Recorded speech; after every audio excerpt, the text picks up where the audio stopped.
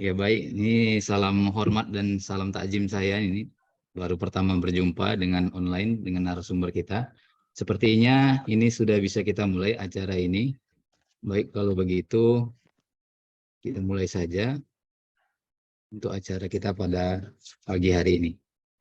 Baik, saya kembali lagi ucapkan salam. Assalamualaikum warahmatullahi wabarakatuh. Waalaikumsalam warahmatullahi wabarakatuh. Alhamdulillahilladzi arsala rasulahu bil huda wa dinil haqq liyuzhirahu 'alad dini kullih wa kafa billahi syahida. Asyhadu an la ilaha illallah wahdahu la syarikalah wa asyhadu anna Muhammadan abduhu wa rasuluh allazi la nabiyya ba'da.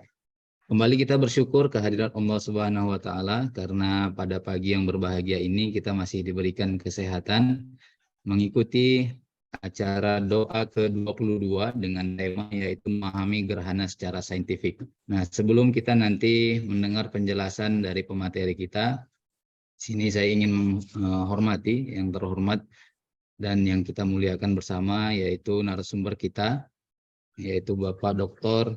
Eng H.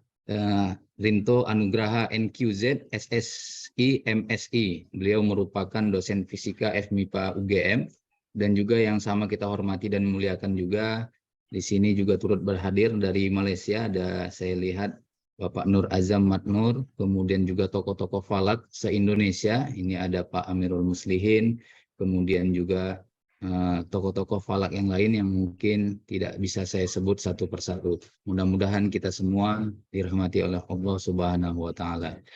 Nah, di sini saya sebagai moderator, nama saya Muhammad Hidayat, akan membacakan tata tertib doa kita pada kesempatan yang berbahagia ini, yaitu yang pertama pemutaran profil tentang OIF UMSU, kemudian nanti dilanjutkan dengan pemateri dari narasumber kita, kemudian tanya jawab dan penutup. Mungkin itu rangkaian acara kita pada pagi hari ini. Marilah sama-sama kita buka acara doa, diskusi observatorium dan astronomi ke-22 ini dengan mengucapkan basmalah. Bismillahirrahmanirrahim. Oke, masuk kita pada acara yang kedua yaitu pemutaran profil OIF UMSU. Sekilas perkenalan dari kami.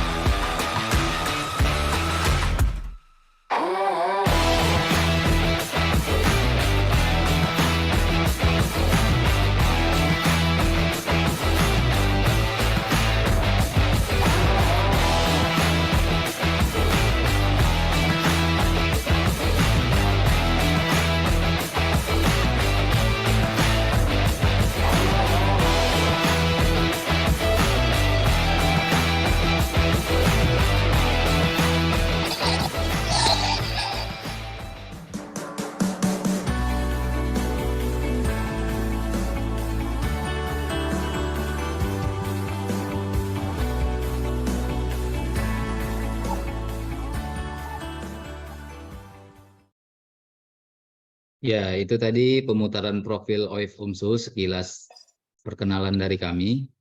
Nah, di sini sebelum nanti kita mendengarkan penyampaian materi oleh narasumber kita yang sangat luar biasa pada pagi hari ini, adapun tema yang kita angkat pada doa ke-22 ini yaitu memahami gerhana secara saintifik. Tema ini merupakan tema yang sangat aktual ya, karena sebentar lagi kita akan mengalami gerhana bulan pada hari Selasa tanggal 8 November nanti.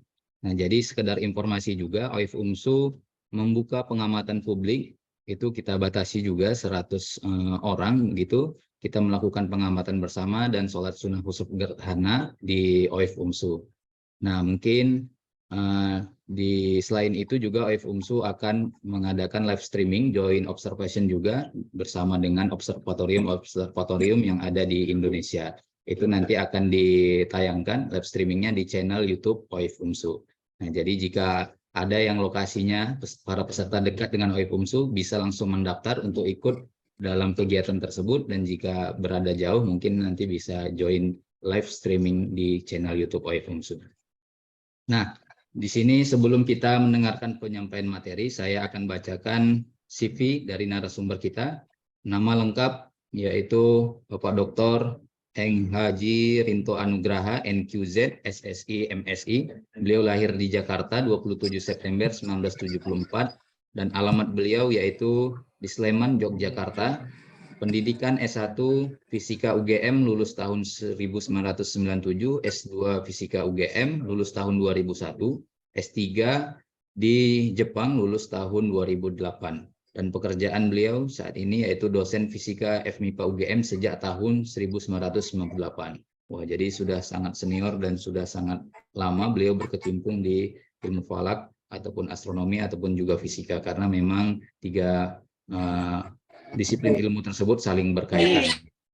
Nah, adapun beliau juga memiliki website yaitu untuk anugraha.ugm.ac.id. Nanti jika para peserta ingin membaca karya-karya beliau dan juga pengalaman beliau, publikasi beliau, jadi beliau sangat aktif ya melahirkan karya-karya baik di jurnal-jurnal internasional, kemudian juga makalah-makalah dan pelatihan-pelatihan. Mungkin sudah tidak sabar, langsung saja kita ke acara berikutnya, yaitu penyampaian materi oleh narasumber kita yang sangat luar biasa kepada Bapak Dr. Heng Haji Rinto Anugraha, NQZ, SSI, MSI. Kami persilahkan dengan segala hormat. Ya, terima kasih. Apa suara saya jelas? Jelas, Pak. Baik, alhamdulillah. Saya izin untuk share screen ya. Oh, masih belum diizinkan. Oke, sudah Pak.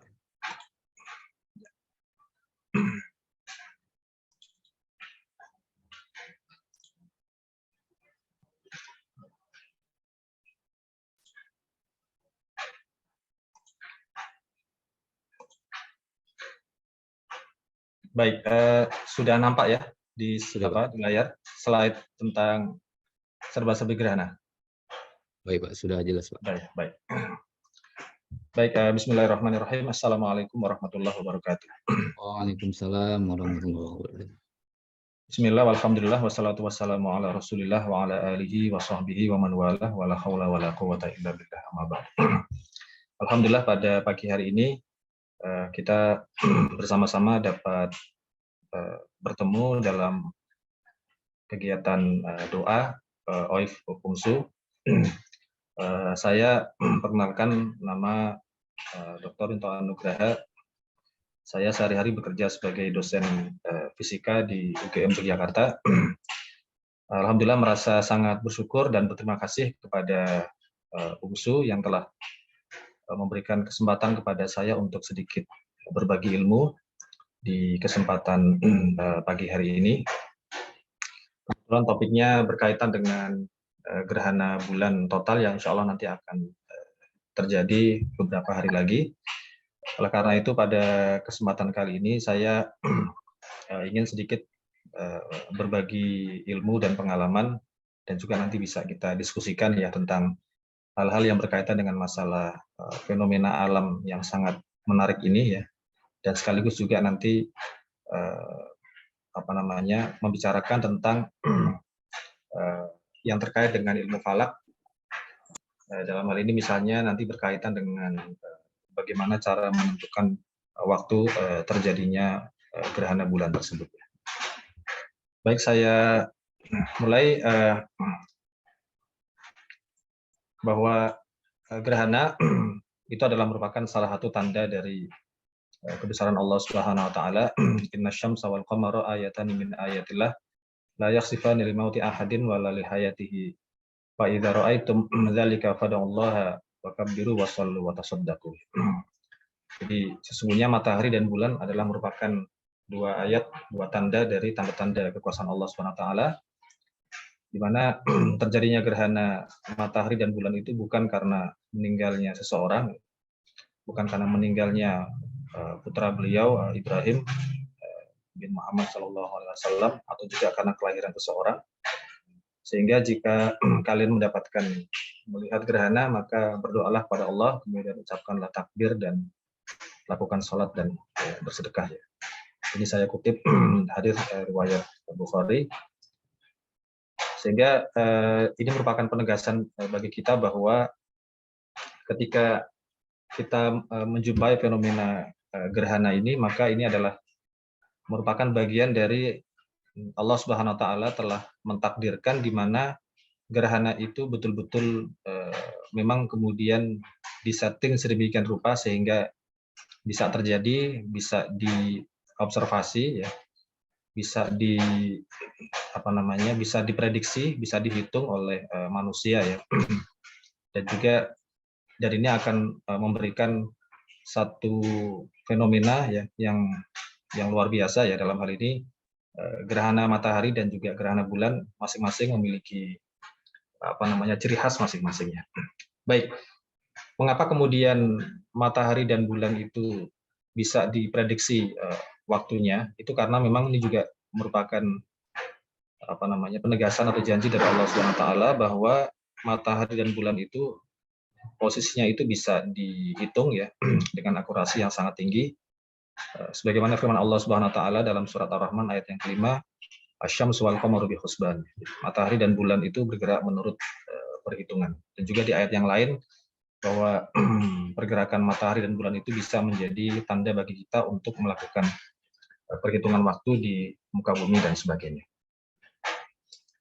Dan algoritma yang paling modern saat ini itu untuk menentukan posisi matahari ya, itu adalah algoritma VSOP. Itu juga sudah ada berbagai macam jenisnya. Yang terbaru mungkin VSOP 2013 ya.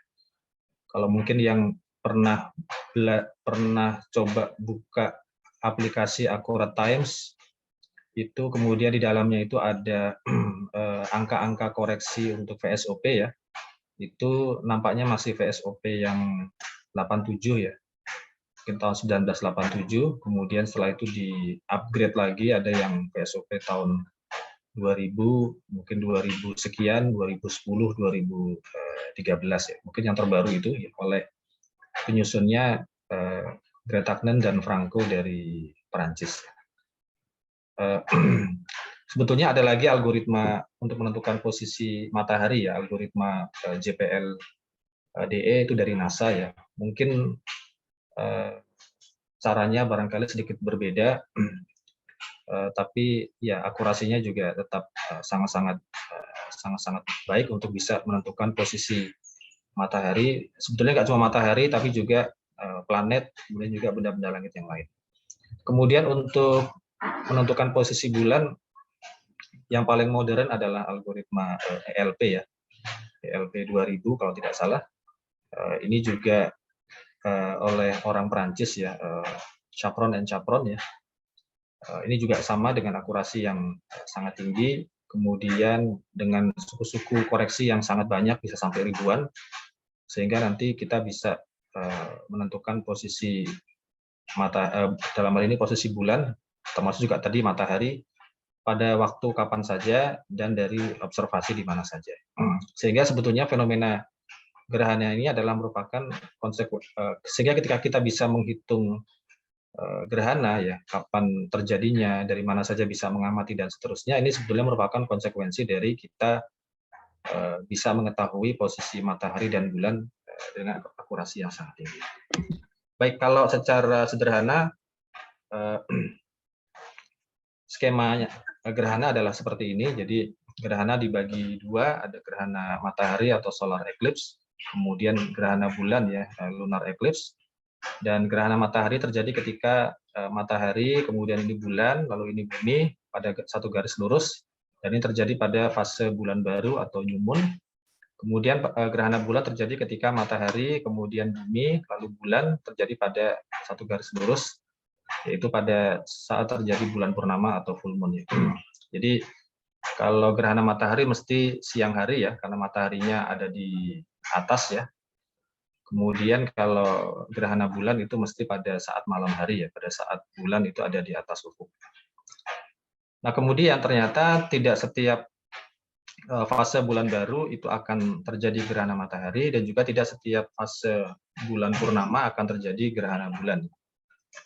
Ini disebabkan karena orbit bulan mengitari bumi itu miring ya, dan nanti akan ada simulasinya, saya ambil dari YouTube. Jadi miring sekitar 5 derajat terhadap bidang ekliptika, sehingga pada saat lurus kita lihat dari atas itu belum tentu lurus juga kalau kita lihat dari samping.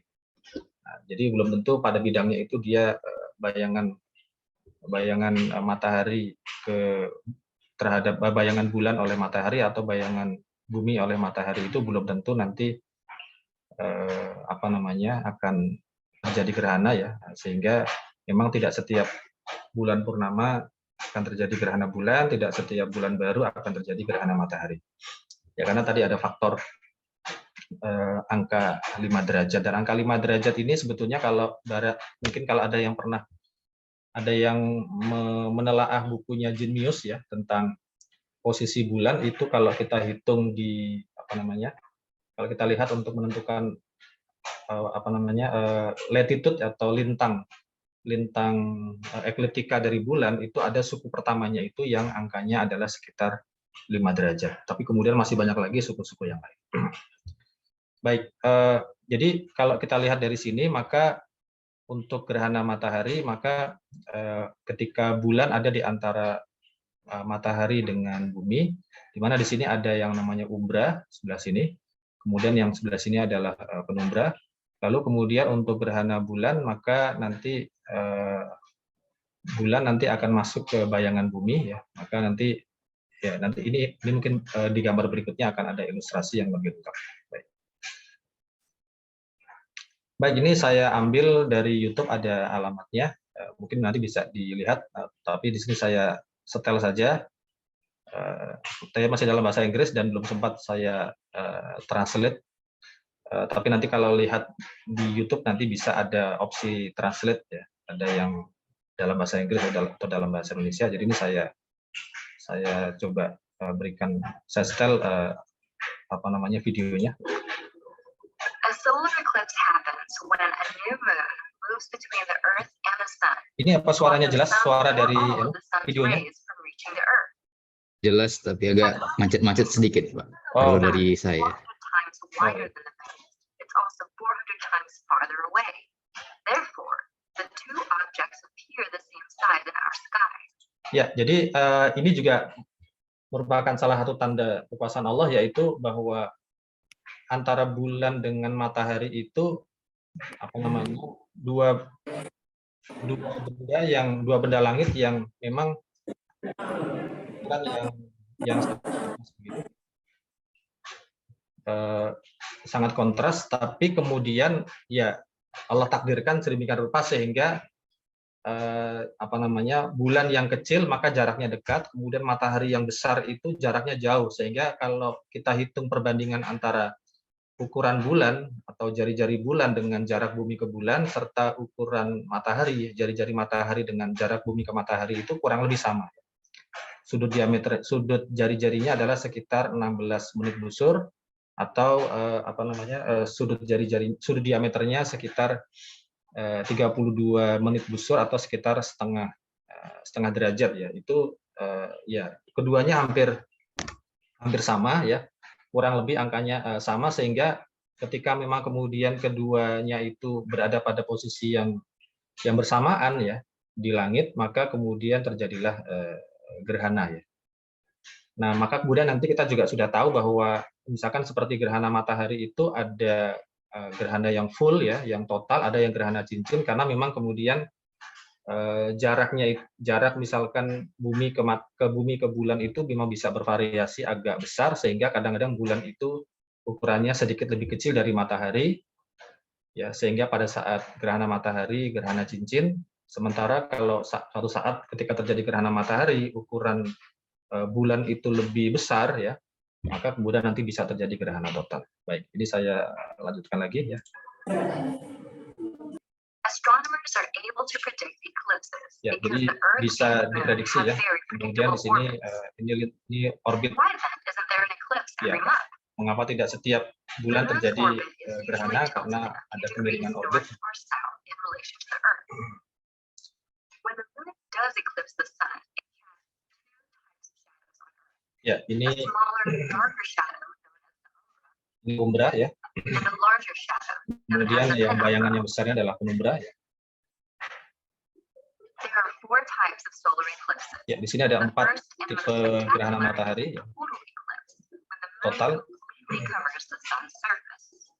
A total eclipse can only be seen if you're standing within the umbral shadow. Ya, ini bagian yang hitam That ini ya. imaginary line Bagian yang created by hitam the itu shadow as it races terjadi across gerhana Earth total is ya. known Dan as the path of totality. People within the penumbral shadow ini sebagian only besar dari partial eclipse, yang bisa melihat gerhana matahari itu hanya akan melihat gerhana outside the path of parsial ya. totality. The moon passes in front of the sun off center, never fully covering its surface. Third, Ya. an annular eclipse Kemudian ada lagi occurs gerhana when the anular moon atau passes cincin. directly in front of the sun. However, unlike a total eclipse, the moon appears too small to fully cover the sun. The moon's orbit is elliptical, so sometimes it's closer to Earth and sometimes it's farther away. Ya, ini Last, disebabkan karena a faktor hybrid eclipse. jarak ya, So atau when the sudut moon's dia, position sudut between the jari-jari tadi. Earth and sun Nah, is so yang keempat wide adalah that gerhana the hybrid curvature ya. of the Earth plays a role. Jadi satu tempat itu The moon will be mengalami farther away total, from satu some tempat parts of lagi, Earth di tempat along yang the lain itu eclipse path, mengalami gerhana resulting in cincin an ya. annular eclipse. In other parts, the moon will be just close enough to fully cover the sun, resulting in a total eclipse. While a total solar eclipse happens somewhere on Earth every year or two, Ya, mungkin saya cukupkan sampai di sini yang bagian simulasinya. Saya pindah ke yang berikutnya. Mungkin di sini sekarang simulasi tentang gerhana gerhana bulan, tapi saya akan lanjutkan dulu tentang gerhana matahari tadi. Jadi kalau tadi dalam ilustrasi tadi memang disebutkan hanya 4 ya, yaitu gerhana total, parsial, cincin, serta yang hybrid, yang anular total. Jadi nomor 1 sampai 4. Tapi sebetulnya kalau menurut Jenius itu masih ada 2 jenis tipe yang lain ya. Yang ya kalau secara teori ini masih dimungkinkan, yaitu tipe total tapi tidak sentral, sedang berikutnya adalah tipe cincin juga tidak sentral. Jadi yang namanya garis sentral itu garis yang menghubungkan antara titik pusat matahari ke bulan, kemudian diteruskan ke permukaan bumi ya, itu garis sentral ya. Atau dengan kata lain ini juga merupakan sumbu kerucut bayangan umbra bulan ya. Dan gerhana itu disebut sentral kalau garis sentralnya itu kena ke permukaan bumi, sedangkan kalau tidak kena ke permukaan bumi maka disebut gerhana yang tidak sentral. Nah, ini ilustrasinya. Jadi kalau ini jelas ya, kalau ini gerhana total dan ini jelas sentral, karena kalau kita tarik dari pusat matahari ke pusat bulan itu nanti akan kena ke permukaan bumi. Yang ini gerhana cincin ini juga sentral ya. Nah, jadi di sini di sini ada ilustrasi di mana ada 6 titik di permukaan bumi A, B, C, D, E, F. Maka yang mengalami total itu hanya yang A di sini. Kemudian yang B ini dia parsial sedikit di luar. Kemudian yang C, D, E juga parsial. Ya, semakin menjauh dari lintasan totalitas tentu nanti parsialnya semakin kecil. Dan kemudian tepat di titik F ini tidak terjadi gerhana ya. Jadi memang gerhana matahari ini memang sifatnya bergantung dari lokasi, berarti memang sifatnya toposentrik. Nah, Kemudian yang keempat tadi adalah gerhana hybrid ya. Ini jadi di beberapa tempat itu mengalami cincin, kemudian di tempat yang lain mengalami total. Jadi pada saat total itu berarti memang jarak ke permukaan. Jadi karena bumi itu bulat ya, maka kemudian di lengkungan bumi itu yang dekat dengan yang dekat dengan mataharinya itu ya, atau terjadi gerhananya itu kira-kira pada pertengahan gerhana, maka dia jaraknya agak dekat ya. Jaraknya agak dekat sehingga nanti kerucutnya itu bisa menghasilkan gerhana total. Tapi kalau yang di sini ini kerucutnya titiknya puncaknya di sini sehingga hanya menghasilkan gerhana cincin. Nah, lalu ada dua lagi, ini gerhana yang total tapi tidak sentral karena subuhnya yang ini tidak kena tapi tetap bisa menghasilkan total, yaitu di dekat kutub ya. Kemudian juga ada satu lagi gerhana yang anular tapi tidak sentral ya. Ini tidak sentral karena garisnya ini nggak kena permukaan bumi. Kemudian anular karena ini perpanjangan di sini. Terus sama Genius pun juga ada tambahan satu lagi, yaitu ini hanya teoretik saja ya, yaitu gerhana anular dan total tapi juga tidak sentral. Ini disebutkan dalam salah satu bukunya. Baik, kemudian kita masuk ke yang gerhana bulan di sini. Ya, simulasinya. A lunar eclipse happens when the Earth blocks some or all of the sun's direct light from reaching the moon. This cosmic event only takes place during a full moon, Ya, terjadi hanya which pada happens saat once every bulan 29 purnama and ya. a half days, or the length of one full orbit of the moon around the Earth. So why don't we have an eclipse every month? Ya, ini juga alasannya sama The karena moon's tadi orbit is tilted a bidang few orbit degrees in relation to bulan the Earth. mengitari bumi tidak sama atau miring sebesar 5 derajat terhadap bidang ekliptika. When the Earth does eclipse the sun, it casts two types of shadows on the moon. Ya, ini ada dua A jenis larger shadow, bayangan, known as ada the dua jenis penumbra, shadow yaitu penumbra dan satu lagi adalah umbra. and Ya. a smaller, darker shadow known as the umbra. There are three types of lunar eclipses. Ya, ada 3 tipe, total, parsial, dan penumbral. When the sun, moon, and Earth are in perfect alignment, and the moon falls within the Earth's umbral shadow. Ya, Total masuk lunar ke eclipses are bayangan the most umbra. striking of the three types because they turn the moon a sunset red, while shorter blue wavelengths of light are scattered outward by the Ya, ini Earth's mengapa atmosphere. kemudian bulan nampak berwarna merah? Ini disebabkan karena cahaya matahari itu dihiaskan oleh atmosfer ya, atmosfer bumi, maka kemudian ini sama seperti peristiwa dispersi cahaya, di mana nanti kemudian karena cahaya putih itu punya sekian banyak panjang gelombang ya, jadi ada merah, merah, biru, kuning, hijau, dan seterusnya. Maka kemudian nanti yang akan dipantulkan oleh bulan itu adalah untuk panjang gelombang warna merah, sehingga biasanya nanti akan berwarna merah. A penumbral lunar eclipse occurs when the moon passes through Earth's penumbral shadow. The event is so subtle that most people don't even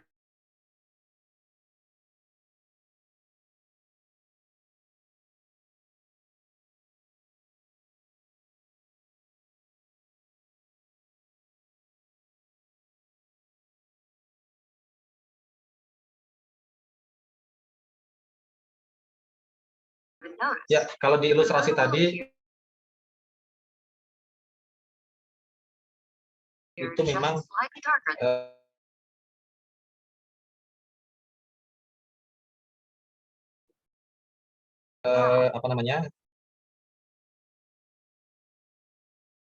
Izin Pak, sepertinya jaringannya hanya 2 dimensi ya. agak sedikit lambat di sana.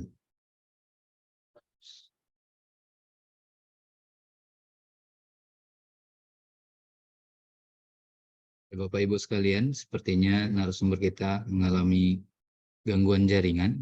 Ini sedang kita komunikasikan kembali.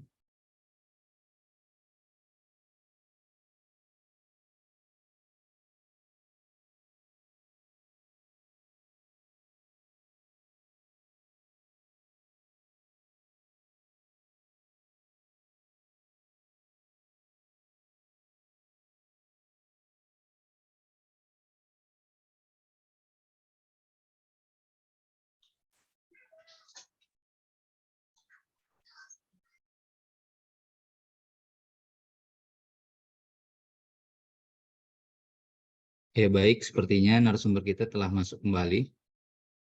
Sepertinya tadi ada gangguan sedikit Pak di jaringan.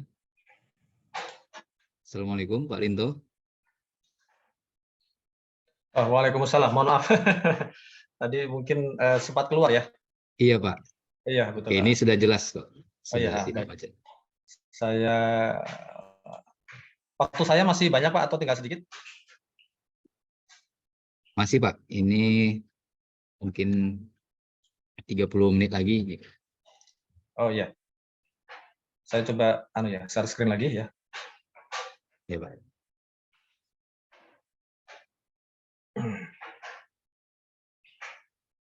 Ya, sudah nampak slide-nya. Sudah Pak. Tinggal di full screen. Oh iya. Baik, sudah nampak ya. Jadi Sudah Pak. ya, jadi di sini ada 3 tipe gerhana bulan, yaitu tadi tipe total ya, kemudian tipe parsial, dan tipe penumbral ya. Baik, tadi mungkin dari ilustrasi saya kira juga sudah nampak ya. Baik, sekarang ya ini karena kita bicara tentang ilmu falak ya, maka bagi yang belajar dan serius dengan ilmu falak ini mestinya tentang fenomena gerhana ini tidak cuma mengetahui secara populer saja ya. Kalau tadi kan ya teori dasar secara populer, tapi kemudian bagaimana cara menentukan waktunya ya. Karena tentu kalau kita bicara tentang fenomena gerhana, nanti kan akan ada data gerhana terjadi pada jam sekian ya, fase-fasenya jam sekian-sekian dan seterusnya.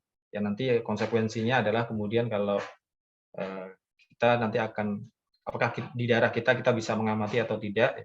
Kemudian kira-kira kapan waktu terbaik, misalkan kalau kita laksanakan gerhana pada waktu fase mendekati fase total, kapan kira-kira kita mulai sholatnya dan seterusnya ya.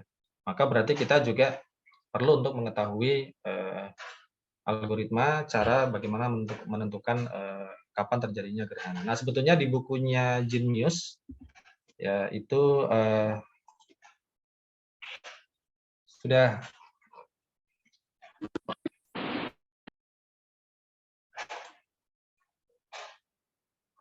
nggak ada.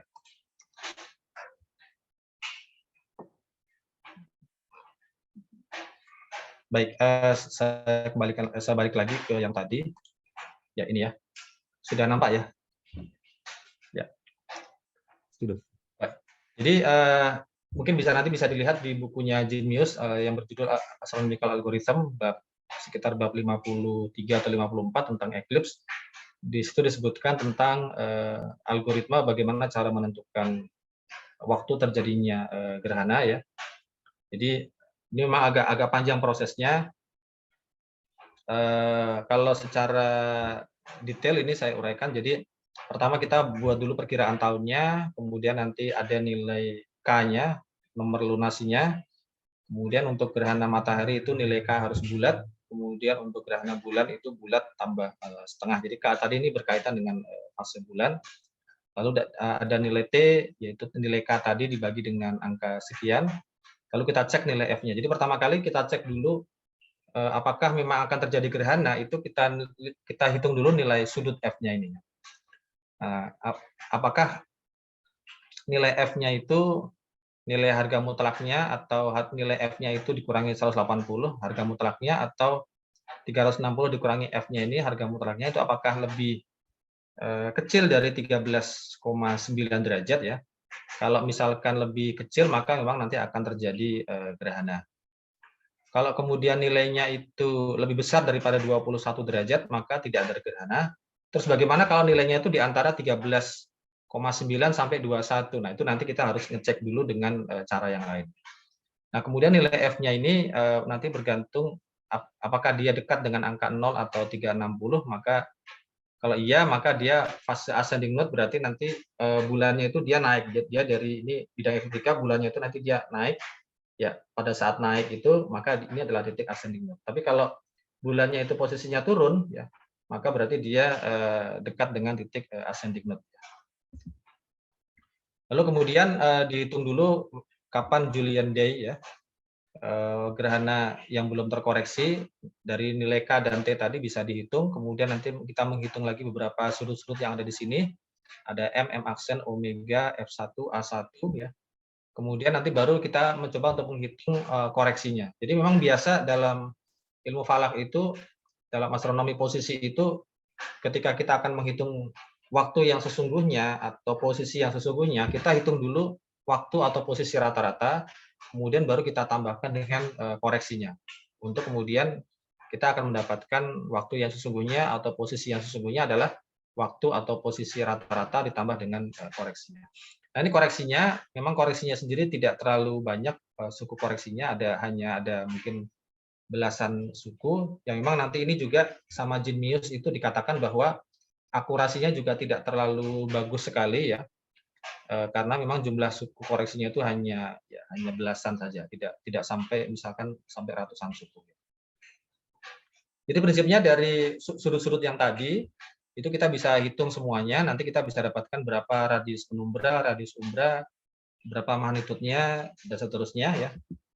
Lalu kemudian sama koreksinya, akhirnya nanti JDE pada saat terjadi gerhana maksimum yang terkoreksi itu sama dengan yang belum terkoreksi ditambah dengan koreksinya. Baik. Nah, kemudian juga nanti untuk mendapatkan kapan terjadi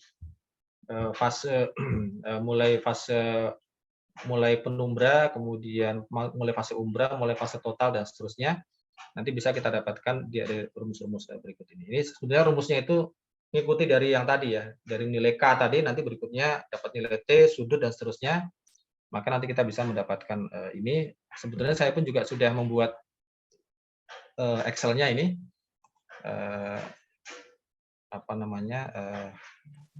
Saya Imam Arif. Ya, jadi ya seperti Excel yang ada di sini. Jadi bahwa nilai K-nya itu tadi adalah 282,5 ya. Sehingga nanti kemudian dengan nilai K itu kita hitung T-nya dan seterusnya, ada rumusnya di bawah ini ya. Nah, Excel-nya nanti mungkin bisa ya di-share ya. Lalu kemudian pada akhirnya nanti akan bisa diperoleh gerhana bulannya ini fase-fasenya terjadi pada waktu seperti ini ya. Jadi ini semuanya masih pada waktu dalam universal time ya, menurut waktu di Greenwich. Nanti kalau kita konversi ke waktu Indonesia Barat, kita tinggal tambahkan dengan 7 jam. Ya, jadi kurang lebih seperti ini. Lalu kalau kemudian apa namanya?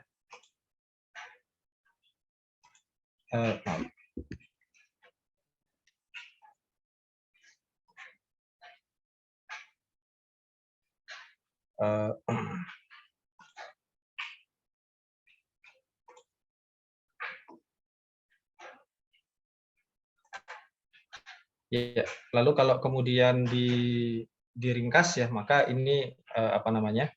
Hasil dari proses perhitungan waktu-waktu terjadinya gerhana bulan total untuk tanggal 8 November besok ya. Itu menurut algoritma Genius ya. Yang ada fase P1, U1 total, awal penumbra, awal umbra, awal total, lalu gerhana maksimum, lalu akhir total, akhir umbra, dan akhir penumbra. Yang ini kalau mau kita bandingkan dengan hasilnya NASA ya, itu ya akurasinya ya masih cukup baik ya. Jadi untuk apa namanya, untuk waktu P1-nya hanya orde selisih 1 menit, sedangkan kalau yang nanti U1, U2, U3 dan seterusnya itu masih dalam menit yang sama. Ya.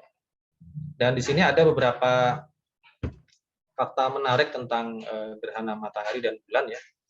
Jadi paling sedikit dalam setahun itu ada 4 ya. 4 itu 2 gerhana matahari dan 2 gerhana bulan ya. Tapi paling banyak itu bisa sampai 7 sebetulnya ya. Enggak cuma 6 tapi sampai 7 ya. Tapi ini memang sangat-sangat jarang sekali. Jadi 7 itu bisa ada beberapa kemungkinan, yaitu 5 gerhana matahari dan 2 gerhana bulan terjadi tahun sekian ini. Kemudian 4 matahari 3 bulan, 3 matahari 4 bulan, atau 2 gerhana matahari dan 5 gerhana bulan. Jadi ini bisa sampai maksimal bisa 5 kali gerhana matahari ya dalam setahun, misalkan terjadi di tahun 1935. Tapi kalau sampai 5 kali gerhana matahari itu ya dapatnya biasanya yang kurang kurang bagus gitu ya. Jadi kalau kita lihat di sini sampai 5 kali gerhana tapi nggak ada yang total. Jadi ada 4 kali parsial dan 1 kali cincin. Jadi nggak ada yang sampai total begitu.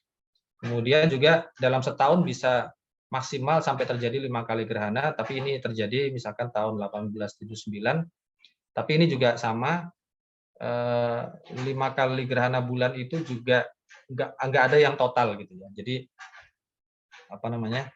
dapatnya itu hanya 1 parsial dan 4 penumbral ya.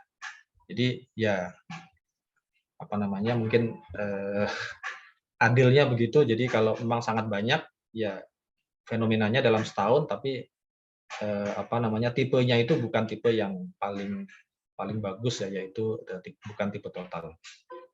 Nah, ini biasanya terjadi gerhana matahari dan bulan itu memang hampir biasanya berselisih setengah bulan ya. Jadi beberapa hari yang lalu setengah bulan dari sebelum tanggal 8 November itu ya, di tanggal 20-an Oktober kemarin kan juga ada gerhana matahari. Jadi biasanya begitu, kalau ada gerhana matahari maka sekitar 14 hari sebelum atau setelah gerhana matahari itu maka akan ada gerhana bulan.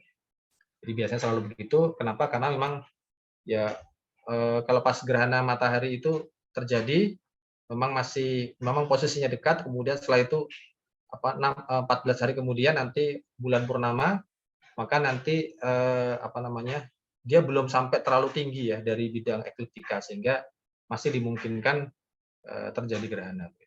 Jadi kalau sebelumnya ada gerhana matahari, maka nanti 14 hari kemudian pada saat bulan purnama terjadi gerhana bulan. Nah, saya kira mungkin sementara itu dulu sedikit yang bisa saya sampaikan. Mohon maaf, memang bahas gerhana ini memang ya saya kira cukup banyak ya, tapi barangkali sementara ini dulu yang bisa saya sampaikan. Barangkali mungkin nanti bisa kita lanjutkan dalam diskusi. Terima kasih. Saya kembalikan pada moderator. Terima kasih. Assalamualaikum warahmatullahi wabarakatuh. Waalaikumsalam warahmatullahi wabarakatuh. Ya, terima kasih kepada narasumber kita tadi atas penyampaian materi yang sangat menambah wawasan kita. Baik tadi kita sudah mengetahui kenapa bisa warna gerhana itu warna merah, kemudian juga kenapa banyak jenis gerhana, kemudian sampai menghitung gerhana tadi juga sudah dijelaskan dengan narasumber kita. Nah, selanjutnya di sini kita akan masuk pada sesi tanya jawab. Di sini juga sepertinya terlihat turut berhadir ada Bapak Dr. Arwin selaku Kepala OIP UMSU, kemudian juga ada Pak Yudhistira dari UPI Bandung, kemudian juga tokoh-tokoh falak lainnya.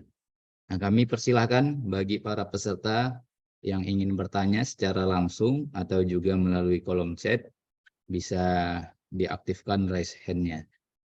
Nah, ini sambil menunggu juga, saya penasaran juga Pak, ini pertanyaan pribadi. Ini NQZ ini kalau boleh tahu, ini apa ini Pak? Ada kepanjangannya atau bagaimana Pak? Ya, NQZ itu singkatan dari nama belakang saya, Nur Komaruzaman. Oh. Terlalu panjang jadi saya singkat gitu. Sejak SD dulu juga sudah sering saya singkat NQZ. Jadi kadang-kadang juga saya hanya menuliskan cukup dua kata saja, Rinto Anugraha, tidak melibatkan NQZ-nya. Ya. Baik, mungkin nanti untuk Excel-nya dan PowerPoint-nya nanti bisa saya kirimkan, mungkin bisa ke moderator atau bisa ke Pak Dr. Arwin. Iya, baik Pak. Nah, untuk yang PPT, tapi kalau untuk Excel di website juga sudah ada ya Pak, bisa di-download juga ya Pak. Nah, ini sudah ada di-download dulu. Banyak Excel, tapi memang masih banyak yang belum saya update atau saya unggah gitu ya. Ya belum mengkhususkan waktu untuk Iya. Kemarin kami cek gerhana juga melalui Excel Bapak juga kemarin di untuk gerhana 8 November ini juga. Ya. Oke, baik, kepada para peserta jika ingin ada yang ditanyakan.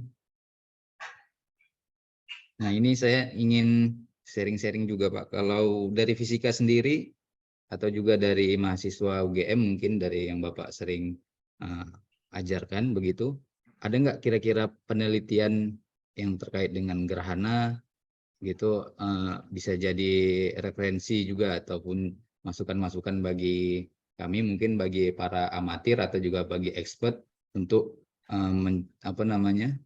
menambah wawasan apa kira-kira riset yang bisa dilakukan begitu. Mungkin ada pernah dilakukan juga oleh mahasiswa UGM atau dari Bapak sendiri. Ya.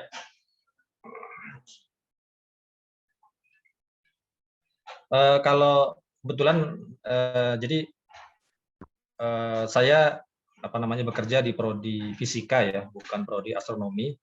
Di UGM tidak ada astronomi, jadi saya memang fisika. Dan sebetulnya ketertarikan saya dengan falak itu sudah sejak dulu, cuma alhamdulillah katakanlah baru dapat ilmunya pas otodidak itu setelah baca bukunya Jenius waktu saya sedang S3 di Jepang ya. Kemudian setelah itu mulai latihan nulis, mempelajari, dan kebetulan memang alhamdulillah background fisika saya, fisika dan juga ilmu matematik itu memang sangat membantu bagi saya untuk kemudian bisa belajar falak ya, karena ya tinggal ya memang sangat berkaitan. Kemudian selama saya sebagai dosen ya, terutama setelah pulang dari Jepang itu ada beberapa bimbingan yang topiknya terkait dengan falak. Yang pertama terkait dengan masalah kalender. Itu saya misalkan minta kepada mahasiswa untuk mencoba untuk meneliti tentang masalah beberapa kriteria kalender. Kalau kemudian mau kita bandingkan dengan suatu parameter tertentu begitu ya. Jadi misalnya membandingkan antara berbagai kriteria hisab seperti ada wujudul hilal, ada mabims yang lama, kemudian juga ada misalkan imkanur ru'yat dan sebagainya. Lalu ingin diuji berdasarkan parameter, misalkan sebuah kalender hijriyah yang bagus itu adalah kalender yang paling banyak pola selang-seling, kemudian paling sedikit menghasilkan angka umur bulan 30 hari sampai 3 bulan berturut-turut, atau 29 hari 3 bulan berturut-turut, itu paling sedikit ya, dan sebagainya. Nah, dari kriteria-kriteria seperti itu, maka mana yang paling yang paling kira-kira memiliki nilai kalau diukur dari parameter tadi yang paling maksimal. Itu pernah saya minta seperti itu. Kemudian ada juga yang ada dulu di tahun 2016 pada saat terjadi gerhana matahari total, memang sengaja saya minta kepada ada salah seorang mahasiswa yang kemudian dia mencoba untuk menguraikan lagi algoritma perhitungan gerhana matahari total dengan menggunakan algoritma Jenius, tapi bukan yang di buku beliau Astronomical Algorithm, tapi dari buku beliau Canon for Solar Eclipse ya. Jadi ada buku beliau yang lain tentang menghitung gerhana matahari. Itu gimana ceritanya kalau untuk gerhana matahari total tahun 2016. Nah, itu dia mencoba untuk menguraikan lagi, menghitung lagi, dan seterusnya. Kemudian juga ada pernah terkait juga masih dengan gerhana itu, pada saat gerhana cincin ya 2019 bulan Desember itu, ada juga seorang mahasiswa yang saya minta untuk mendapatkan ya suku-suku suku-suku elemen Bessel. Jadi untuk menghitung posisi matahari, menghitung kapan terjadinya waktu gerhana untuk matahari, itu memang menggunakan yang paling akurat menggunakan elemen Bessel. Itu ada angka-angkanya cukup banyak, belasan angka. Nah, itu bagaimana cara mendapatkan angka itu? Kalau kita lihat di webnya NASA itu memang disediakan ya, disediakan angkanya, gunakan untuk suatu gerhana matahari tertentu, gunakan angka elemen Bessel seperti ini. Nanti kalau gerhananya yang lain, nanti elemen Besselnya itu ganti lagi. Demikian juga dengan di bukunya Jenius itu, Canon for Solar Eclipse itu juga begitu. Tiap-tiap gerhana matahari itu ada angka elemen Bessel sendiri-sendiri. pertanyaannya ini dari mana angka ini? Nah, itu kemudian saya minta untuk mahasiswa khusus untuk yang tanggal yang di bulan Desember 2019 itu saya minta untuk dia bisa mendapatkan elemen Bayesiannya, ya dia bisa dapatkan juga walaupun memang angkanya agak sedikit berbeda dari NASA atau dari Genius, tapi nggak apa-apa, yang penting ya dia bisa dapat, ya seperti itu. Ya, kemudian juga ada yang terkait dengan koreksi fase bulan juga demikian, ada juga yang mencoba untuk mendapatkan angka-angka yang ada di bukunya Genius. Saya kira itu beberapa. Wah, iya. Mungkin kalau Beberapa banyak juga, Pak, sepertinya. ya mungkin kalau ada yang tertarik bisa nanti japri ke saya, bisa lewat WA begitu. Biasanya selalu saya respon. Ya, baik. Nah, karena memang kemarin OIF UMSU juga pernah tentang lag pollution juga, Pak, yang terkait dengan penggunaan SQM ketika gerhana lalu mengukur cahayanya juga begitu. Nah, mungkin nanti bisa juga join riset juga nanti dengan Pak Rinto atau juga dengan FMIPA UGM. Nah, di sini sudah ada beberapa pertanyaan di kolom chat. Pertama tadi, Afwan Ustadz boleh minta ini websitenya apa ya Pak? Namun sudah dijawab ini oleh Pak Muhammad Yamin. Ini sudah diberikan link website dari Bapak Rinto. Kemudian ada pertanyaan dari Bapak Nur Azam. Ini sepertinya pertanyaannya. Saya bacakan. Saya ada koleksi buku dokter. Buku-buku baru masih ada yang sudah terbit. Terkait gerhana, ada tanda tanya. Berarti ini seperti pertanyaan ini Pak. Ya, kalau buku terkait gerhana ini ya belum belum terbit ya. Memang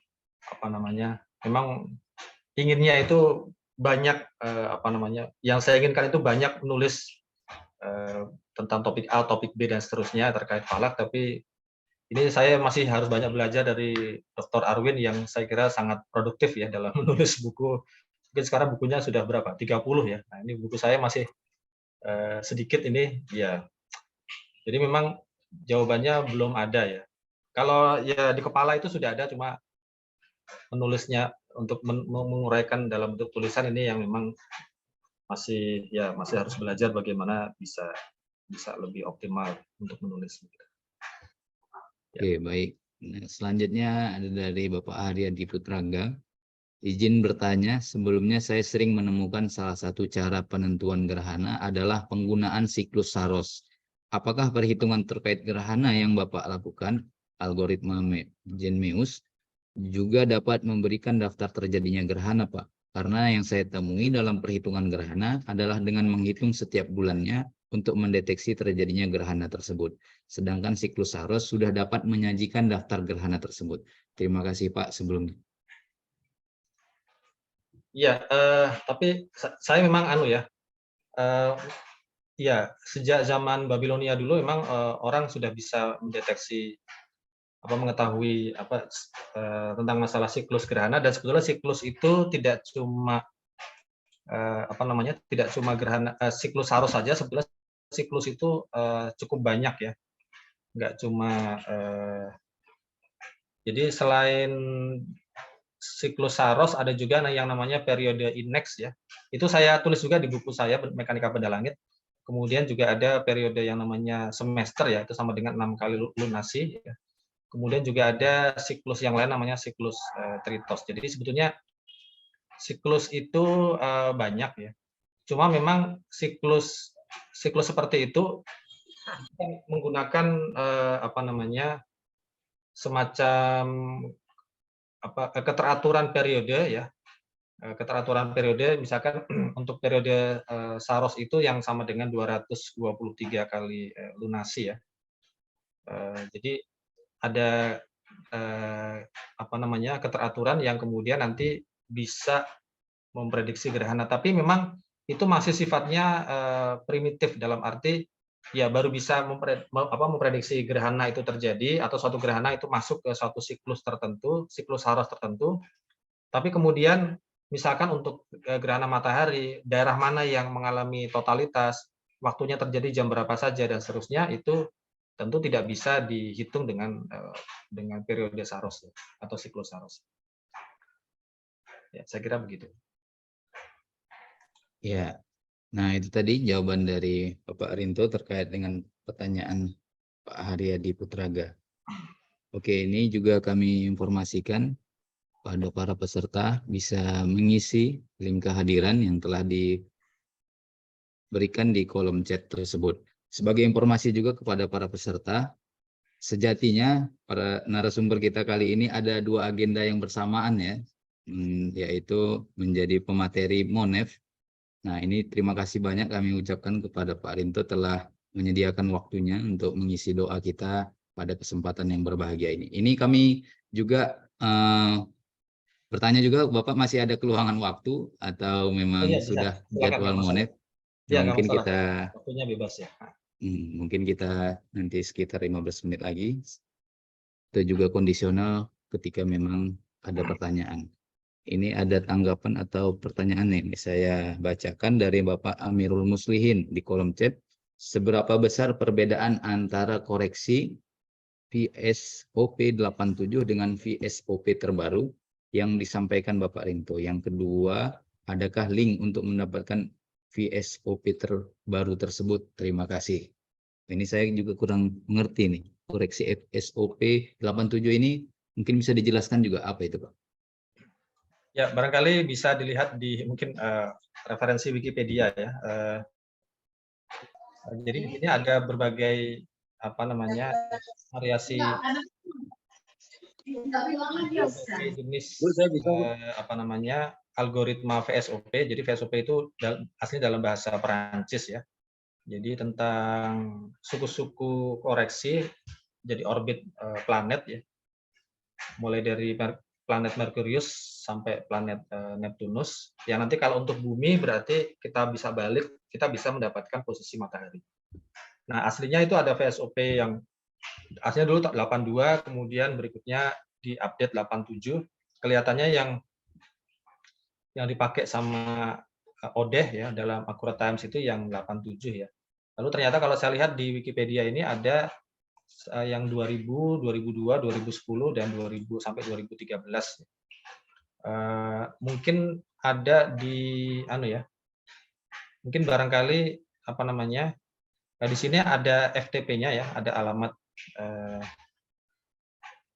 FTP. Kalau di bagian referensinya itu ada untuk bisa mendapatkan seluruh file dari VSOP. Saya sendiri memang tidak mendalami ke sana gitu ya. Selama ini saya hanya berkecimpung kalau algoritmanya cukup yang jenius, atau barusan juga saya ambil dari Accurate Types, itu saya ganti Excel saya menjadi algoritma VSOP tapi hanya yang 87. Kalau yang lebih terbaru lagi itu saya memang secara pribadi belum mempelajarinya. Oke, baik. Itu tadi jawaban dari Bapak Rinto terkait dengan pertanyaan Bapak Amirul Muslihin. Bagaimana kira-kira Pak Amirul Muslihin? Tadi sudah terjawab ya. Nah, di sini juga hadir Pak Sunaryo dan juga ada juga Dekan FKIP UMSU juga berhadir. Kemudian tokoh-tokoh lain. Pak Sunaryo ingin memberi sapaan atau ini lagi di mana posisi, karena memang acara doa kita ini rutin kita lakukan, Pak, karena memang pesertanya juga rutin juga hadir seperti Pak Sunaryo yang sudah menjadi peserta tetap sepertinya ini. Assalamualaikum Pak Sunaryo, apa kabar? Waalaikumsalam, alhamdulillah baik ya. Oke, ini tadi sudah di-share juga oleh Pak Rinto informasi-informasi. Kira-kira Bapak Ibu sekalian ada lagi yang ingin menanggapi pertanyaan terkait dengan tema kita pada ini. Nah, sepertinya ada dari Muhammad Dimas Firdaus, ini raise hand, boleh diaktifkan suaranya. Terima kasih Pak Rinto atas waktunya dan materinya yang sangat luar biasa. Tadi Pak Rinto sempat sedikit membahas tentang elemen dasar ya Pak ya. Nah, namanya tidak dibahas cukup panjang, hanya menyinggung sedikit. Elemen dasarnya kan dihitung bidang-bidang, baik bidang orbit bulan dan ekliptika begitu.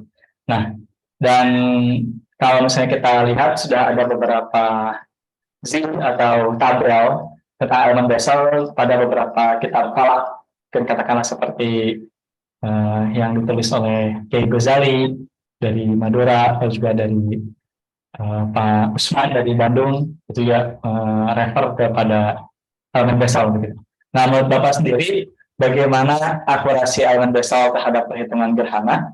Lalu yang kedua, jika dibandingkan dengan Genmeus yang high akurasi maupun dengan VSOP 87 lah katakan, itu seperti apa komparasinya? Mungkin itu Pak, terima kasih. Ya baik, mungkin bisa langsung.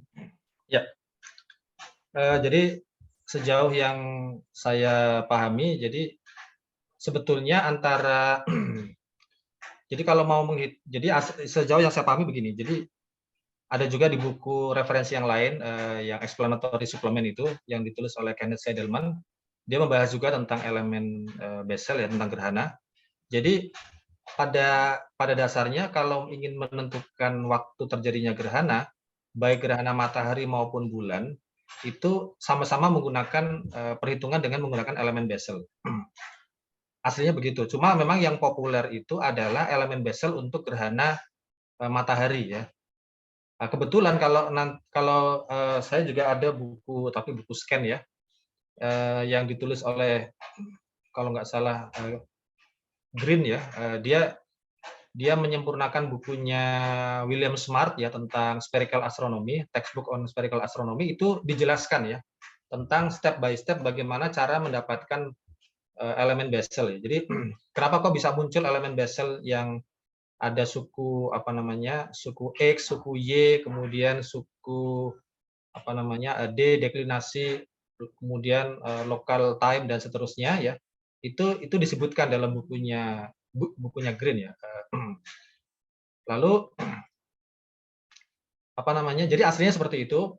Kalau mau akurat ya memang aslinya menggunakan elemen Bessel. Cuma yang biasanya populer itu elemen Bessel itu untuk gerhana matahari. Gerhana bulan sebetulnya ada, dan kalau di penjelasannya bukunya Seidelman itu memang tinggal mengganti sedikit saja. Cuma memang selama ini saya belum dapat semacam ya contohnya atau tutorialnya bagaimana cara untuk mendapatkan elemen Bessel dan juga penggunaannya untuk gerhana bulan. Sehingga untuk gerhana bulan seperti tadi, algoritma yang saya sampaikan di PowerPoint itu memang masih menggunakan algoritmanya Genmeus di bukunya Astronomical Algorithm, yang itu memang akurasinya ya sudah cukup baik, tapi memang masih ada selisih sekitar orde 1 menit gitu ya, atau menit yang sama tapi detiknya masih beda beberapa puluh detik ya dibandingkan dengan algoritmanya misalnya hasil dari perhitungan NASA dan seterusnya. Jadi itu kurang lebih penjelasan tentang elemen Bessel. Ya. Baik, terima kasih pada Pak Rinto. Kemudian di kolom chat juga di sini ada pertanyaan sepertinya terakhir ya. Dari POB Basmol, Post Observation Bulan dari Basmol terkait warna dalam gerhana. Penjelasan di kitab Sulamun Nairoin, apakah sama dengan akurasi yang di Genmeus? Nah ini mohon maaf saya sendiri jujur saja kalau boleh dibilang saya kalau belajar falak, kitab saya apa? Nah, kitab saya itu kitabnya Genmeus gitu. Rata-rata kitab ya maksudnya bukunya buku-buku referensi berbahasa Inggris Genmeus. Jadi bukan kitab-kitab klasik berbahasa Arab ya seperti Sulam, kemudian juga Nurul Anwar dan sebagainya ya. Sebetulnya saya juga punya misalkan seperti Nurul Anwar karya Kiai Nur Ahmad almarhum, kebetulan masih ada hubungan famili dari istri saya. Tapi mohon maaf kalau untuk pertanyaan tadi apakah sama atau tidak, saya memang secara pribadi saya belum belajar dengan menggunakan kitab-kitab falak yang klasik, sehingga saya belum bisa memberikan jawaban. Iya. Kalau misalkan ada juga artikel Pak yang sering saya baca atau terima gitu karena kita juga ada jurnal Al-Maqsad. Nah, kalau sistem perhitungan Genmeus itu apakah bisa disebut hisab kontemporer karena memang itu sudah sangat lama juga begitu, klasik juga begitu. Apakah itu kontemporer atau klasik? Itu kategorinya bagaimana, Pak? Saya kira kalau ya untuk penilaian subjektif saya ya bisa dikatakan sudah kontemporer ya, karena memang sudah jelas menggunakan ilmu trigonometri bola ya.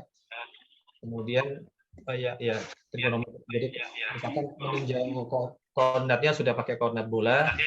Kemudian juga nanti untuk suku-suku koreksinya pun juga sudah sangat banyak ya. Dan apa namanya? Jadi sudah, saya kira kalau masuk level kontemporer ya sudah masuk kontemporer. Cuma nanti kalau bicara akurasi ya itu akurasinya mungkin masih sedikit di bawah algoritma yang paling akurat seperti ya algoritma tadi kayak VSOP, ELP.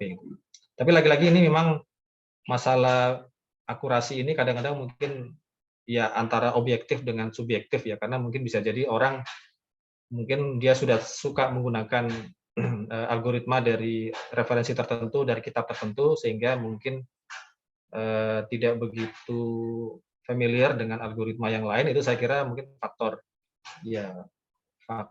pribadi atau ya tergantung kebiasaan atau kesukaan aja, saya kira gitu. Nah, karena masalahnya kesukaan saya atau saya sejak awal belajar falaknya itu dari jenius, maka terbiasanya itu pakai logika dan penjelasan yang dikemukakan oleh jenius.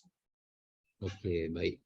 Nah, ini karena ada satu pertanyaan lagi, ini kalau tidak dibaca mungkin nanti bisa agak sedih begitu. Nah, ini kita bacakan saja terakhir. Dalam perhitungan saintifik, apakah lama terjadinya gerhana itu dapat berbeda-beda setiap periode terjadinya gerhana? Mungkin bisa dijawab singkat sekaligus penutup ini, Pak. Oh ya, setiap gerhana tentu berbeda ya. Jadi setiap gerhana, misalkan gerhana gerhana bulan saja, kadang-kadang dia total untuk satu waktu tertentu total, mungkin di kesempatan yang lain dia hanya parsial, di kesempatan yang lain dia hanya penumbral. Itu aja juga sudah beda tipenya. Kemudian sama-sama total ya. Di total yang ini itu waktunya agak lama, total yang lain itu agak sedikit lebih singkat. Itu juga tergantung nanti ketika bulannya itu masuk ke umbra bumi itu, apakah masuknya itu betul-betul dalam atau agak di pinggir, itu kan nanti juga akan menentukan lama atau durasi dari gerhana. Ya, baik. Itu tadi penjelasan dari narasumber kita yang Pak sangat luar moderator, biasa. masih ada kesempatan nggak? Oh, boleh. Khusus untuk Pak Sunario kami persilahkan.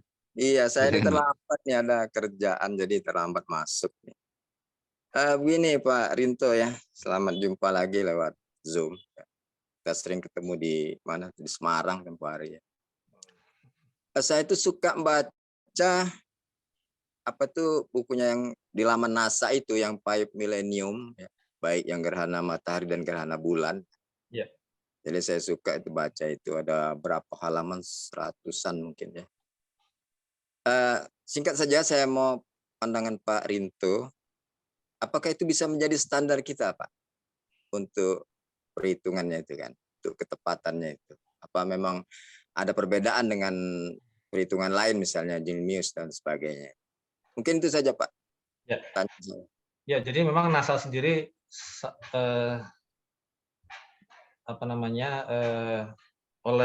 jadi ada ilmuwan NASA yang Ya. namanya Fred Espena itu ya. Ya. Itu kan dia buat banyak daftar selama ribuan tahun ya. Cuma memang ya selama ini ya katakanlah kalau boleh saya bilang kekurangannya adalah itu kita nggak pernah tahu ya itu bagaimana dia bisa dapat hasilnya. Jadi sudah langsung hasil matang begitu ya. Hasil utuh yang tidak bisa kita verifikasi. Ya tentu kita tahu bahwa hasil yang dia dapatkan itu akurat, itu jelas ya.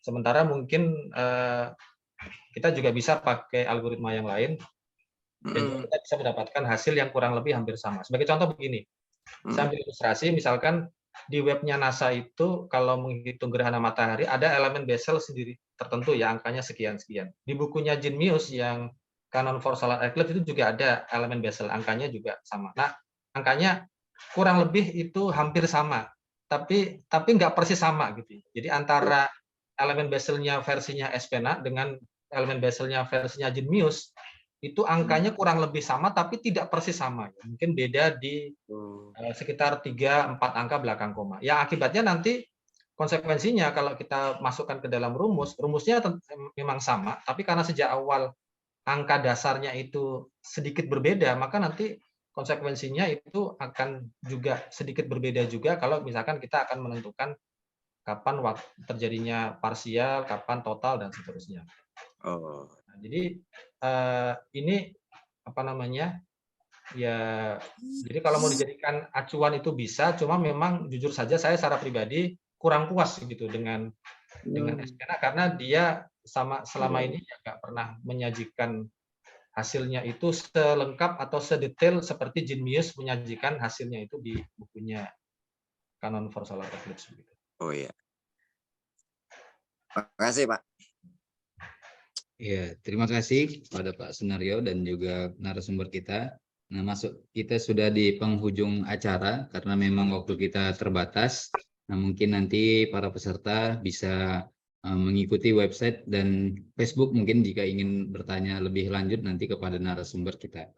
Nah, demikianlah acara doa kita yang ke-22 yaitu mengangkat tema memahami gerhana secara saintifik.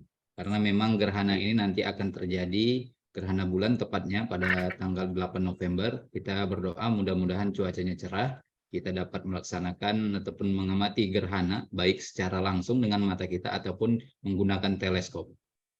Terima kasih sekali lagi kami ucapkan kepada narasumber kita, yaitu Bapak Dr. Haji Rinto Anugraha NQZ, SSI, MSI, yang telah bersedia dan berkenan meluangkan waktunya pada doa kita kali ini.